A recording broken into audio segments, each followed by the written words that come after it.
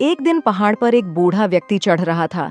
जब वह रास्ते से जा रहा था, तभी उसका एक अच्छा जूता अचानक फिसलकर खाई में जा गिरा। लड़की जूता ढूंढने जाना चाहती थी और वह बहुत दयालु थी, पर बूढ़े ने उसे रोक दिया। फिर उसने अपना दूसरा जूता भी खाई में फेंक दिया। यह देखकर सब हैरान हुए। बूढ़े ने हंसते हुए समझाया कि एक जूता खो जाने के बाद दूसरा जूता रखने का कोई फायदा नहीं है, क्योंकि वह अकेला बेकार है। इसके बजाय उसने जमीन से कुछ जंगली घास तोड़ी और उससे जल्दी ही एक जोड़ी साधारण लेकिन मजबूत घास के जूते बना लिए। अब तो वह पूरी तरह निश्चिंत हो गया। इधर खाई में गिरा एक जूता जोफ नाम के व्यक्ति के सिर पर गिरा। जोफ ने देखा कि यह बहुत अच्छा जूता है, तो उसने उसे अपने दाहिने पैर में पहन लिया। जूता एकदम फिट था। वह दूसरा जूता ढूंढने निकला।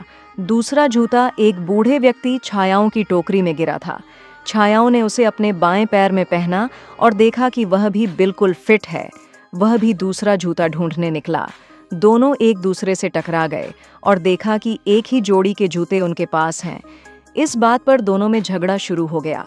दोनों जूतों पर अपना हक जताने लगे और बात इतनी बढ़ी कि वे आपस में लड़ने लगे। लड़ते लड़ते दोनों खाई में गिर गए। लोगों ने उन्हें खाई से बचाया, लेकिन जैसे ही वे बाहर आए, दोनों फिर जूतों के लिए झगड़ने लगे। यह देखकर बूढ़ा व्यक्ति हंस पड़ा। उसने देखा कि उसके फेंके हुए जूतों ने इतना बड़ा विवाद पैदा कर दिया।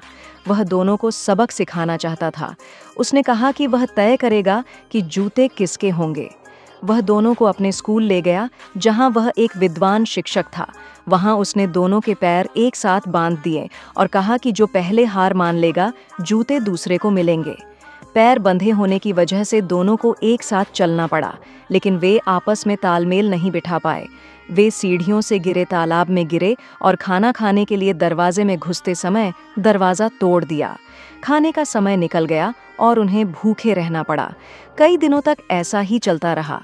धीरे धीरे दोनों ने एक दूसरे के साथ तालमेल बयाना सीख लिया, लेकिन खाने के समय लड़की ने उन्हें बहुत लंबी चॉपस्टिक्स दी, जिनसे खाना मुंह तक पहुंचाना मुश्किल था। दोनों खाना लेने की कोशिश में जूझ रहे थे। लड़की ने हंसते हुए कहा, अगर तुम एक दूसरे के लिए खाना नहीं उठाओगे तो दोनों भूखे रह जाओगे। भूख की वजह से दोनों ने एक दूसरे को खाना खिलाना शुरू किया। धीरे धीरे उनकी हरकतें एक दूसरे के साथ तालमेल में आने लगीं। खाना खाने के बाद दोनों खुश होकर हंसने लगे और उनकी पुरानी दुश्मनी खत्म हो गई। अब दोनों में जूतों को लेकर विनम्रता की होड़ शुरू हो गई। दोनों कहने लगे, जूते तुम ले लो, वे तुम्हारे लिए ही बने हैं। आखिरकार उन्होंने फैसला किया कि जूते बूढ़े व्यक्ति को वापस कर दिए जाएं। उन्होंने जूते उनके कमरे के